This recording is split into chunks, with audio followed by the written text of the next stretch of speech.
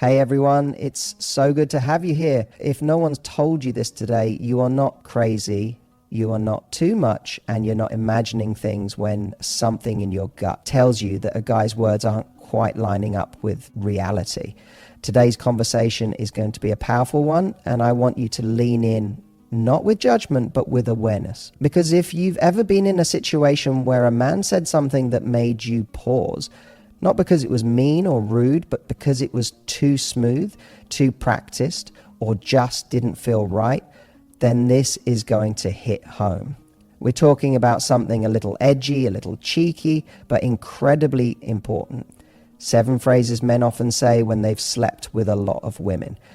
Now let's be clear, this isn't about shaming anyone for their past. This isn't about counting numbers or making moral judgments. It's about understanding intentions. It's about recognizing the difference between a man who's ready for depth and one who's addicted to the surface. Because in the early stages of dating, a man might not tell you everything directly, but his language, it gives you clues.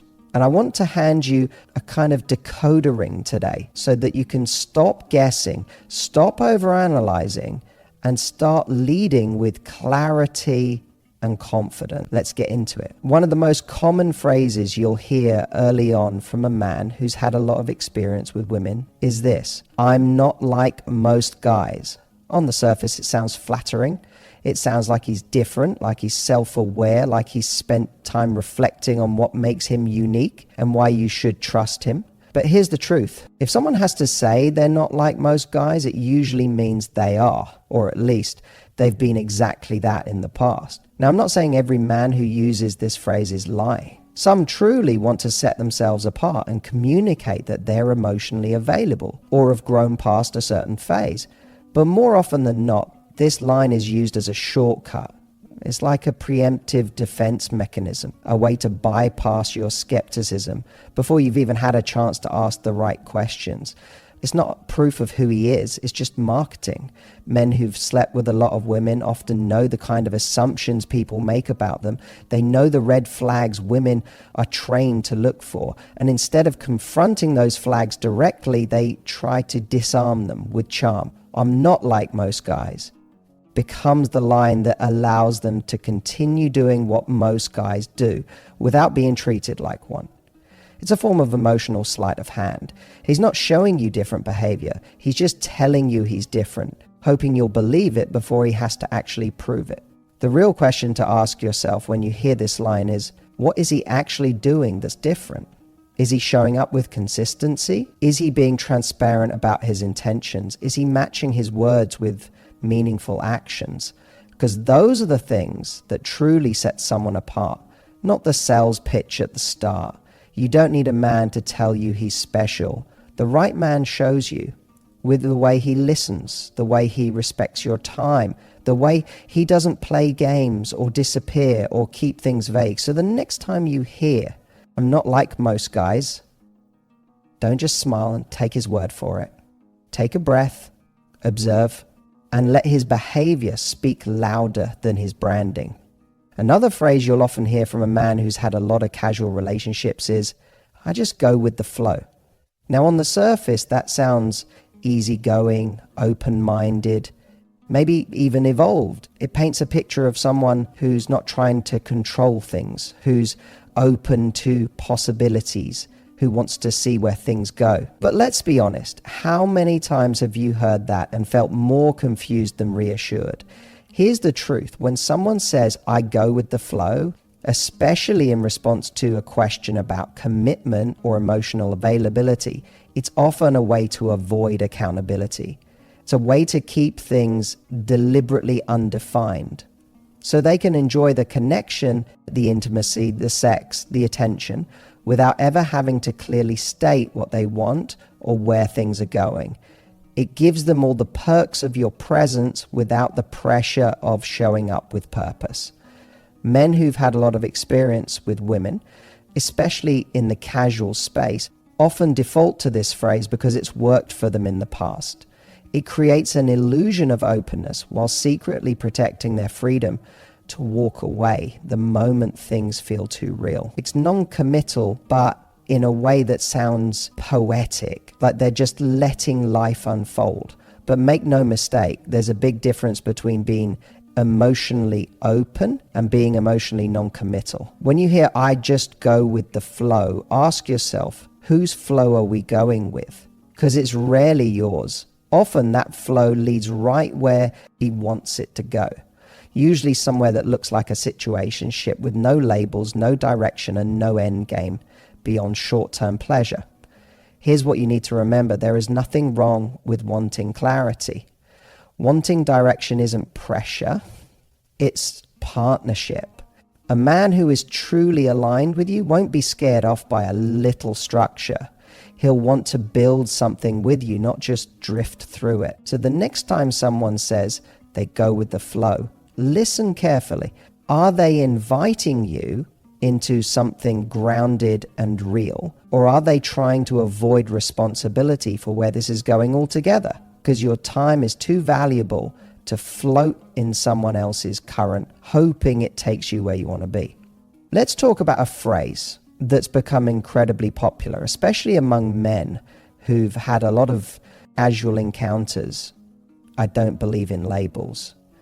Now, on the surface, this can sound deep, progressive, emotionally intelligent even. Like, this guy's too evolved for society's rigid definitions. He just wants something natural, something real, something that doesn't need to be defined. But here's the problem. More often than not, I don't believe in labels is not about emotional depth. It's about emotional escape. It's not about creating a deeper, freer love. It's about avoiding responsibility while still enjoying all the benefits of your emotional and physical presence. Let's call it what it often is, a line. A line used by someone who's been around the block, who knows how to say just enough to keep you close, but not enough to be truly accountable to you. It's clever because it can sound like he's protecting the purity of the connection, when in reality, he's protecting his freedom from commitment. Men who've had a lot of experience with women know how labels work. They know labels bring expectations, boundaries, conversations about the future. And if a man isn't ready or simply doesn't want to step into that level of clarity, then refusing labels becomes the perfect loophole. It gives him access without having to offer structure. Now, is it always a red flag? Not necessarily. Some people truly believe that love doesn't need a title.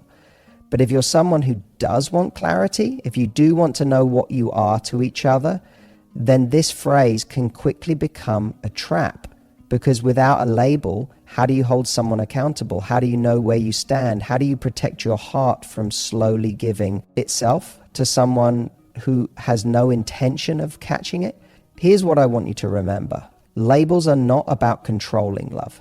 They're about protecting it, about creating a container for trust, for safety, for shared direction. And the right man won't run from that. He'll welcome it. He'll want to define what you are, not because he needs to, but because you matter enough to name it. So the next time you hear, I don't believe in labels, ask yourself, is that his truth or just his way of avoiding yours? When a man says, I'm just enjoying life right now, it sounds harmless, even charming. He's present, he's in the moment, he's not caught up in pressure or timelines. But let's pull back the curtain a little. Because this phrase, while seemingly light-hearted, can carry a lot of hidden meaning, especially when it's coming from a man who's had a string of casual relationships or who's used to keeping things on the surface. More often than not, I'm just enjoying life is code for I'm not looking for anything serious, and I'm hoping you won't ask for more. It's a soft way of saying, I like freedom, I like options, and I don't want to be held down. Now, there's absolutely nothing wrong with enjoying life. You should be. So should he. But when someone says this in the context of dating, especially when you're trying to understand what they want, it can be a polite deflection from commitment, a vague answer that sounds breezy but actually lacks direction. A man who has slept with a lot of women may have developed this pattern of being emotionally non-committal while remaining physically and socially available. He knows how to be fun, magnetic, and easy to be around. But the moment you try to define the relationship or explore emotional depth, you'll notice he floats away. "I'm just enjoying life" becomes the umbrella excuse for avoiding hard conversations, dodging accountability, and staying in a perpetual state of not quite together, but not apart either. And here's the trap. You start thinking, if I make him happy enough, relaxed enough, supported enough, he'll want to stay. But what actually happens is you end up putting your needs on pause, hoping he'll change his pace. You start matching his rhythm instead of honoring your own. So what do you do when you hear this? You don't fight it, you simply listen. And then ask yourself, does what he's enjoying right now include the kind of relationship you want? Or is he just enjoying life on his terms while leaving your emotional needs unmet? You deserve someone who's not just enjoying life, but someone who's ready to build a life with you. Not eventually, not maybe, but intentionally, starting now. Let's talk about a phrase that feels really good in the moment. You're not like the others. When a man says this, especially early on, it can hit you right in the heart. It feels like recognition, like he sees something in you that's different, valuable, even rare. And let's be honest, it's incredibly flattering. But here's what I want you to pay attention to. When this phrase comes too soon or too easily, it's often not about who you are. It's about what he's trying to create. A man who's been with a lot of women knows how powerful this line is. He said it before, maybe not in those exact words, but in different versions of the same sentiment. Why? Because it works. It builds emotional intimacy quickly. It makes you feel chosen, special, elevated above the others you don't even know. And when you feel special, you lower your guard, you relax your boundaries, you start thinking, this one's different. He really sees me. But here's the truth. Being told you're different doesn't mean he's ready to treat you differently. And that's the real distinction. Words without changed behavior are just recycled charm. Men who have a pattern of jumping from one connection to the next often say, you're not like the others, because it buys them time. It gives you hope. It slows down your doubts. But if you take a step back, you'll notice something important. He hasn't actually gotten to know you yet. So how can he possibly know how different you are? The truth is, you are different. You are unique. But that shouldn't be measured by how quickly someone says. It should be reflected in how consistently they show up for you. So next time you hear you're not like the others, don't automatically let your guard down. Smile, accept the compliment, but then ask, does this man know enough about me to say that with meaning, or is he saying it to fast track closeness? Because the right guy won't just say you're different, he'll treat you differently. He'll show up differently, and he'll back his words with actions, not lines. Don't fall for flattery, look for follow through. Now, here's a phrase that sounds honest, even noble on the surface. I don't want to hurt you. When a man says this, it can feel like he's being transparent, like he's concerned about your emotions, and maybe even trying to protect you from something.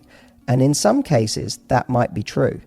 But when it comes from a man who's had a lot of casual experience with women, this phrase often carries a very different subtext.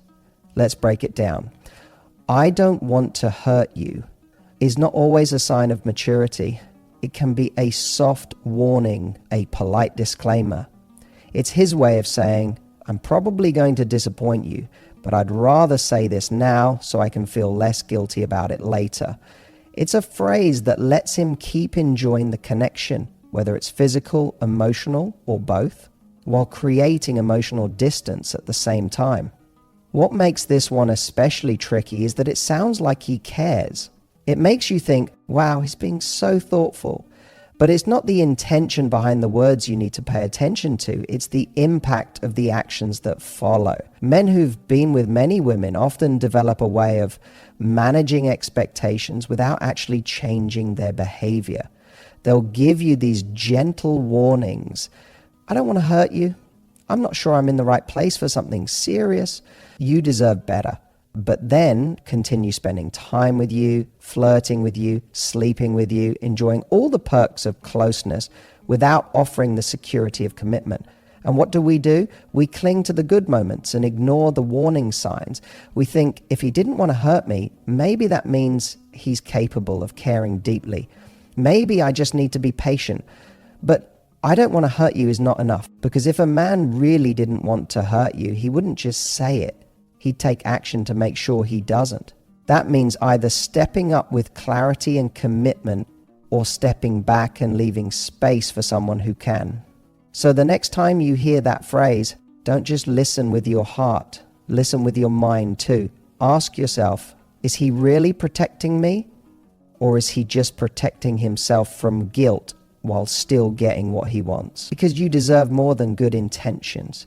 You deserve someone whose actions protect your heart, not just their conscience. The phrase, let's not ruin what we have, might be one of the most manipulative sounding sweet nothings a man can say, especially when it's used at a very specific moment, when you start asking for more. You bring up exclusivity, you want to know where this is going, or maybe you're simply trying to understand how he really feels. And then he hits you with this line, why mess with a good thing? Or let's not ruin what we have. It sounds protective. It sounds like he's valuing the connection. But dig a little deeper, and what you often find is a fear of progression, not a desire to protect love, but a desire to preserve convenience. Because here's what he's actually saying. I like what we're doing right now. It works for me. I don't want to change it, even if it's not working for you. Men who have a lot of experience with women know exactly how to keep things feeling good just enough to stop you from walking away, while subtly shutting down the conversation the moment you ask for clarity or commitment. Let's not ruin what we have becomes a beautiful way of saying, let's keep it casual, but emotional enough to keep you around. And the irony? What he calls ruining is usually just you asking for respect, for alignment, for honesty, for something that reflects the connection you've already built. But because he doesn't want to go deeper, or isn't capable of doing so, he frames your healthy boundaries as a threat. The danger here is emotional gaslighting. You start wondering if you're the one being difficult, if you're the one pushing too hard. And instead of standing in your truth, you shrink to preserve a dynamic that isn't even meeting your needs. But here's what you need to know. You cannot ruin something real by asking for clarity.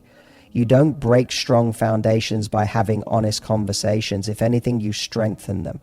So the next time someone says, let's not ruin what we have, ask yourself, what do we really have? And is it something that's growing with me or something that's holding me in place? Because you deserve more than something convenient. You deserve something courageous, something real. So here's the truth. None of these phrases, I'm not like most guys. I just go with the flow. I don't believe in labels. I'm just enjoying life. You're not like the others. I don't want to hurt you. Or let's not ruin what we have, are automatically deal breakers on their own. But they are signals. And your job isn't to panic when you hear them. Your job is to listen carefully and look beyond the words. Because words are easy. Words can be charming, but behavior is what tells the truth. A man's consistency, his actions, the way he shows up, not just in the good moments, but in the uncertain ones. That's where his true intentions live. Don't get caught up in decoding what he might mean. Look at what he actually does. Does he give you clarity or does he give you confusion?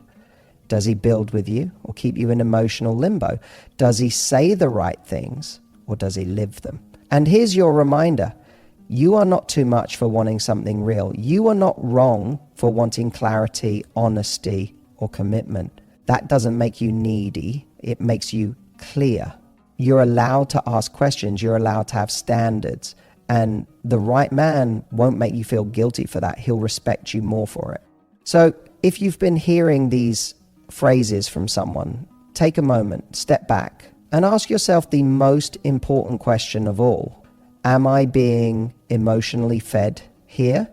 Or am I just being emotionally pacified? You don't need a guy who knows how to say the right things. You need one who backs it up, who shows up, who isn't afraid of your standards but rises to meet them. Here's your call to action. Trust what you see more than what you hear. Don't just fall for charm. Look for consistency. Don't chase potential. Honor reality. And most importantly, never lower your standards just because someone is afraid to rise to them. You're not here to be part of someone's pattern. You're here to be part of something extraordinary. Now go out there and own that truth.